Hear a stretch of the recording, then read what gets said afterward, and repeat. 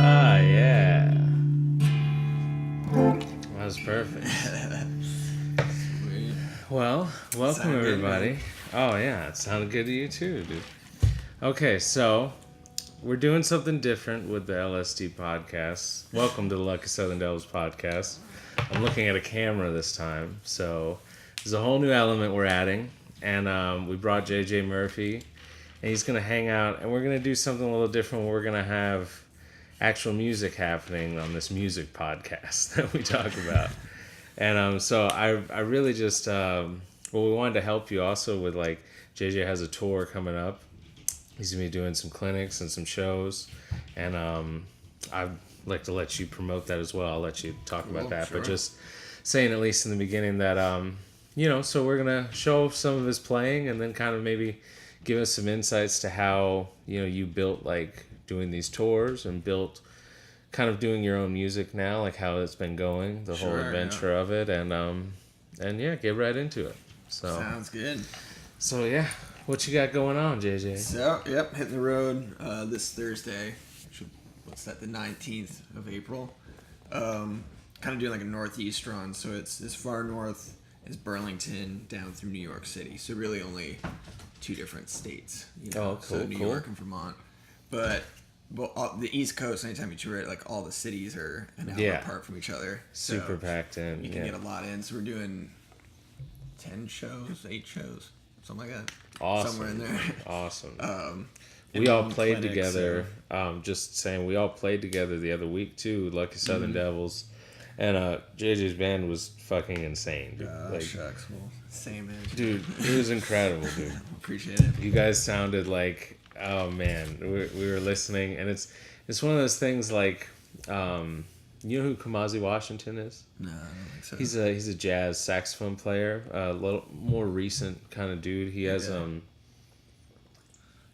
sorry, very rude of me, but he has I'm thirsty, but he has a new album that just came out, and he was just playing at Coachella and stuff. Okay. We saw him play at Marathon, and me and Michael, who's one of the violin players in Lucky Southern Devils, he after we got done watching him play, that like I was like, dude, you want to come hang over at the house? We'll jam or something. He goes, I gotta go home, man. Like I have to like process that, and like for me, dude, like being a guitar player, like watching you and like how you interact, especially with the steel guitar going on, like that's how I feel. Where like I have to like go home and sit, like where it's like it made me look at like my role as a guitar player, where like knowing that it's okay in so many moments to like make your rhythm more of a lead component as well. Sure. Than just, you know, me tapping and shredding and shit like that. You know what I mean? Like I can't tap very well, so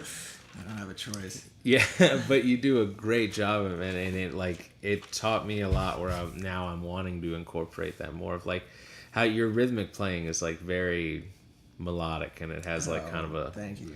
You know, even your solos have like this cool like where the whole band could drop out and the groove stays in, you know. Well, I mean that's definitely something I've been working on. I think I kind of got to what I'm doing recently anyway, with in terms of rhythm, with being so aware of how bad my rhythm was with my 10-year in Dynamo, because that group was made up of, you know, like I've said this before, but we would have like 2 drummers, and then the band leader was a drummer too. Yeah. So it's really like 3 drummers on a stage, and not that drummers are the only ones that should have a good time, or, you know, I'm not saying that, but I just mean like they were so rhythmically aware constantly, and made me realize how I wasn't that way. Yeah. Then I think another part of it is with your group, you know, if you're leading a group, you can, it's like I'm playing all the rhythms that speak to me. So, you know, there's a lot of shuffles or swing 16ths kind of a thing, and that those types of rhythms kind of just get under my skin a little bit. So when I hear them and I'm feeling them, it's like I have something to say within that context. Yeah. So I think, because really, like, I'm not doing anything rhythmically, you know, that different, or that you know, it doesn't take that much skill. But I think it's just feeling something and saying something within that context goes a long way, you know? Yeah. But I don't know, man. It takes skill to articulate that feeling, like, to, in a musical way, like, than just, like, you know what I mean? If that makes sense. Like, there's especially when it comes to, like, you have this ability with, like, it may seem simple, but I don't know. I feel like you apply a lot of really good technique to it as well, like with the rhythm playing, and like that's kind of what I guess my point is that you can be a field player, but it takes like also just as much time and practice and everything to like make your whatever you're feeling come out correctly, and like just as much as technique is what I mean than what other people would qualify as like, oh, well, this is like what's technique playing. No, it's all like there's technique in everything. You know? For like, sure. Yeah. Like, and it's whatever you're good at. You know, it's dude, it's so cheeseball, but like I relate guitar players so much to like martial artists when we were in school. For sure. And I don't know if we talked about this before, but we may have. But at least for me, like when I look at that kind of stuff, it's like it's the same thing where Bruce Lee shit, we're basically saying that he's not afraid of a dude who's tried 10,000 kicks, but a guy who's tried one kick 10,000 times. Right. Where it's like some badass shit. And like, that's the same thing where I feel like people have this weird misconception with the blues, especially like, or like your tuning, you know, open D or vestibule tuning, vestibule tuning, that kind of stuff where they feel like, oh, I got an open tuning and I'm just playing 1-4-5. Like they think it's like easy or Right, something. sure. You know what I mean? And there's so much intricate shit, and the amount of like weird theoretical shit you can apply to it as well. Sure, you know? yeah. I mean, it's just like any other, or it's just like standard in the sense like all that can be found on within this tuning. Do you ever use a lot of theory, like with your writing or anything like that? Like, do you think with your lead playing, like, oh, I'm going to attack the 7th chord and do some crazy shit, or you just kind of... Sort of, man. That's hard. I mean, I think when I'm playing, I mean, anybody will say this, but when you're playing at your best, you're not really thinking. Oh, yeah, yeah. Sure. Yeah, I don't even mean think, I mean, like, what you work on, I guess. Yeah, like for practicing. Sure. Well, so, you know, like, going through music school and all that, I was thinking... I learned as much theory as I could and try to just get that so it's not like I'm thinking about it anymore. But it's like now I'll work on something and like, I'm trying to think of an example. Like I'll say, you know, I was just teaching a lesson the other day. We kind of talked about a similar thing, but let's just use D, for example. And I try to think of the different chord tones and scales you can use as shading as opposed to theoretically what's going to work and what's not. So like, you know, like, so you take that phrase and let's make it a little darker, not like depressing, but just dark. Like, see how that's just a little darker, and then even darker still, like.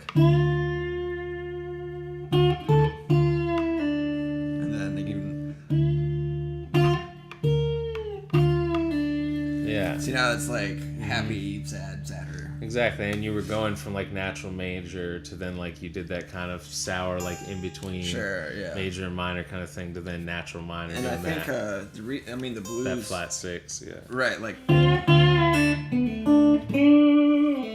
that's so blue. You know, that's the blues, right? And then, for sure, yeah. But you can take that same concept of playing between the major and minor third and apply it to other chord tones, right? Or other areas. So like, to me, like something I've been thinking about is like this kind of a sound. Like, you know, you'll hear guitar players go.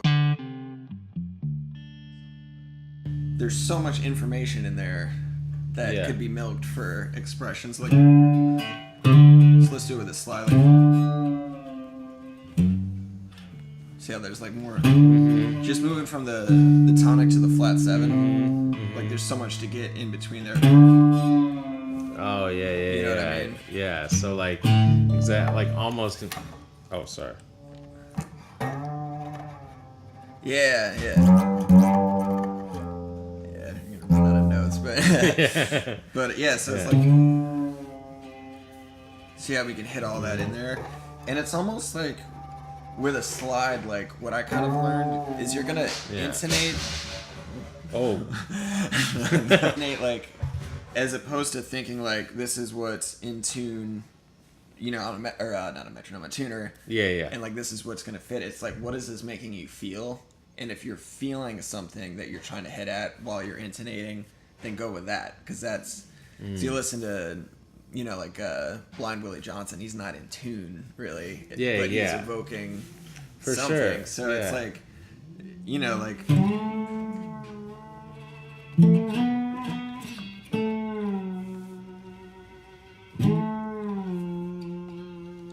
Yeah. And like all that, I wasn't thinking like, all right, where's the flat third? You know, it's like, how do I intonate that? It's like, let me try to suck something out of this.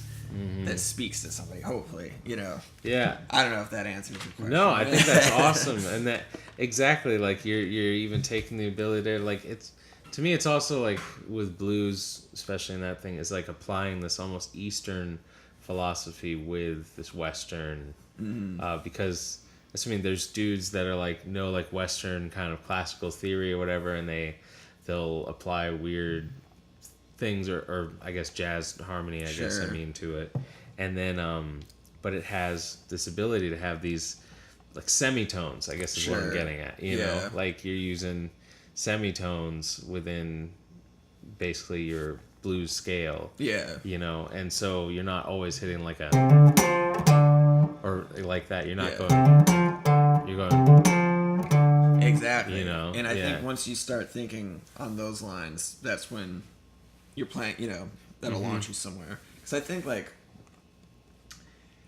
it's a tricky balance because, you want to learn theory and you want to learn, different chord tones you can use over, say, a 5-chord in a blues. Yeah, for sure. But I think if you're coming from the place of how can I evoke a feeling, I think that's going to get you to where you want to be. Even just playing a 1 to flat 3, like there's so much in there that maybe that's still left to be discovered. Yeah, I guess that's how I try to approach it anyway. That's awesome. That's totally awesome. I usually just play too many notes.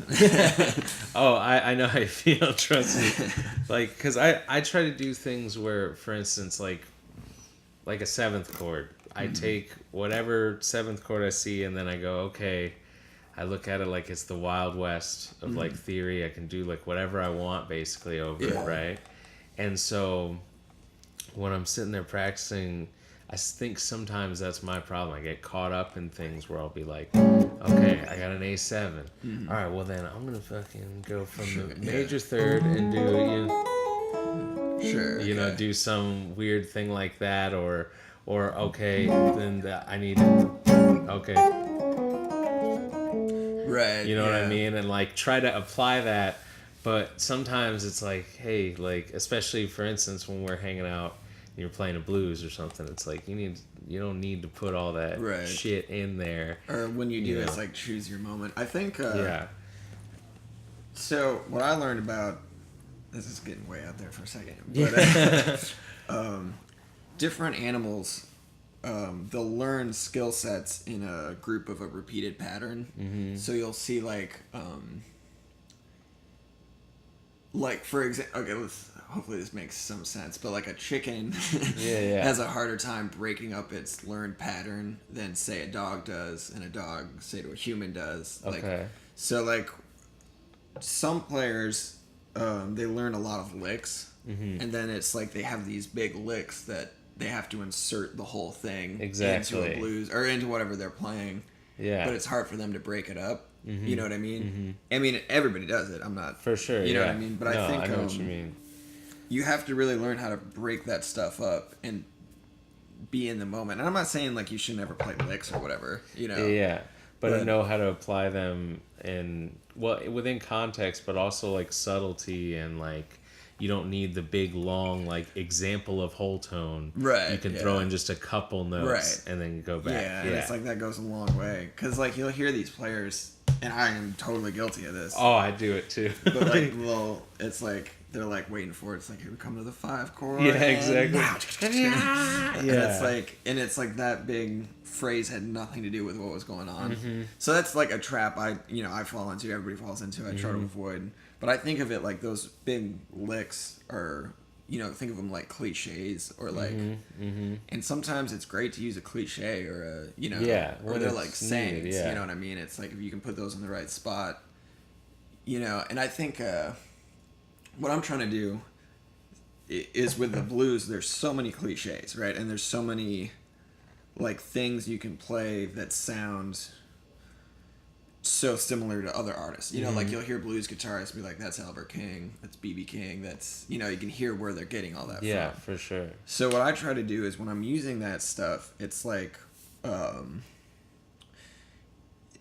you want to get back to what I was saying with like evoking things. It's like you want to be signifying all that those licks represent when you play them. Yeah. So it's like you're carrying some weight to it. So it's like, so it's kind of like you're quoting them. You're like, just like B.B. King said, I mean this, so it's got some weight to it as opposed to just keep scraping the surface of that stuff and grabbing. I hope I'm making sense. I might no. You're making perfect sense. No.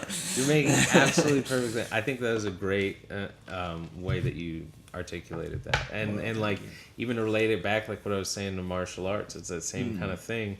You can learn a bunch of flashy moves and all this shit, but if you don't know when to apply them, or if you're just throwing a bunch of shit out there, it's like you're basically, or for instance, like you have a gangster ass left hook or something like that, but you don't need to throw it every 3 seconds because you have a gangster left hook. Like you need to wait for that one moment, then you let it out. But for the other times, your fundamentals need to be strong as shit. Yeah. And like don't need to have all this flashy bullshit. Right. You know Absolutely. what I mean? Even today at class, I was rolling with another white belt, and she's been doing it, I don't know, a couple months, maybe something like that, and he's still in the spazzing out phase. So that's when you're rolling. It's just like literally his body's vibrating with energy, like trying to just do this and then do that, and it's just like wearing yourself out. And and I think guitar players do the same thing, or any musicians do the same thing. For it's sure. like, time to play. Let's get it off. You know what I mean?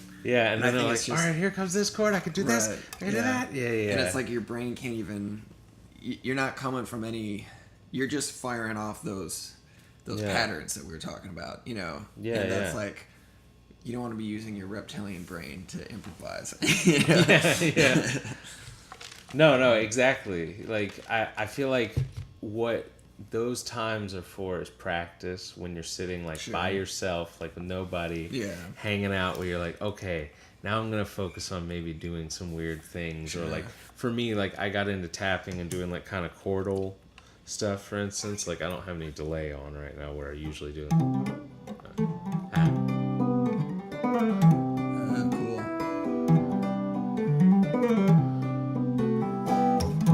That's cool.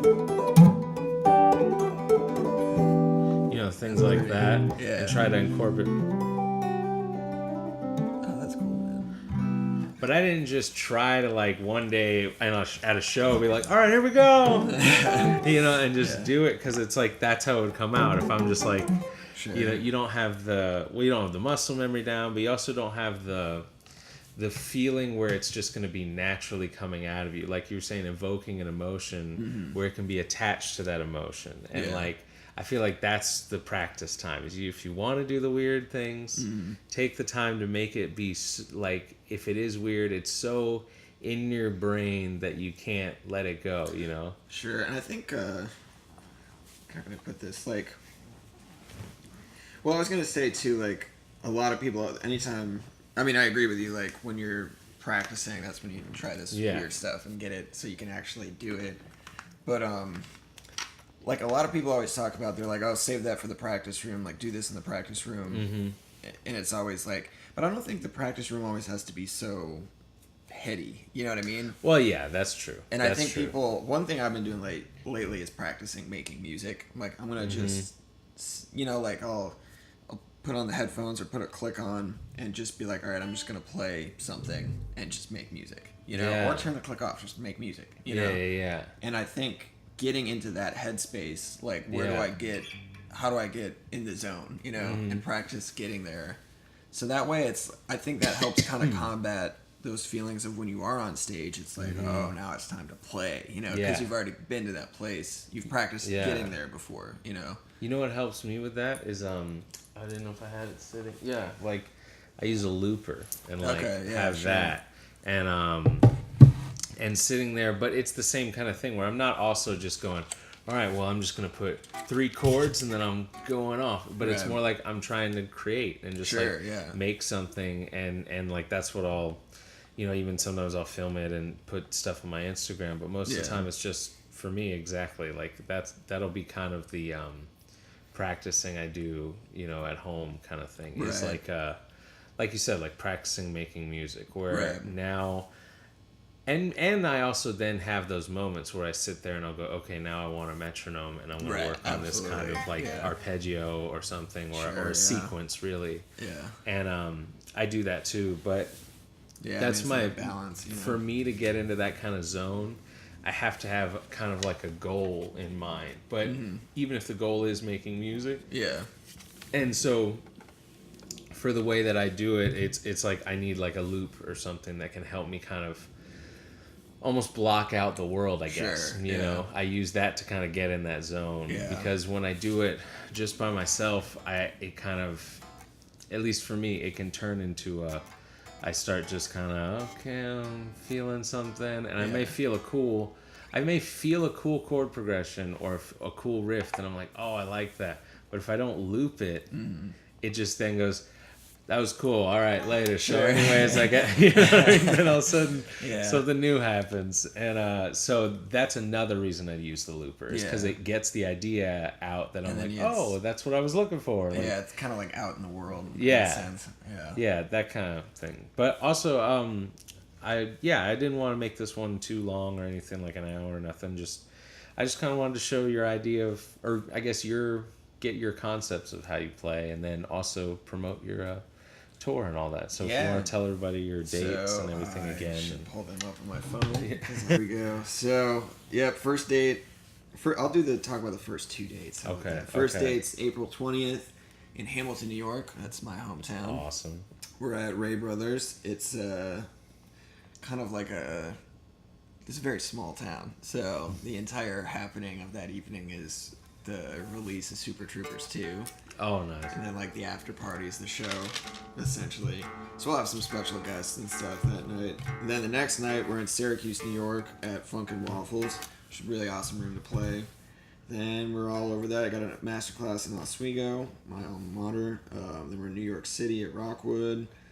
Where else? Norwich, Stowe, Plattsburgh, and Burlington. So awesome. It'll be about a week and a half, a little shorter than that, but awesome. And I'll put up like your poster and things like that.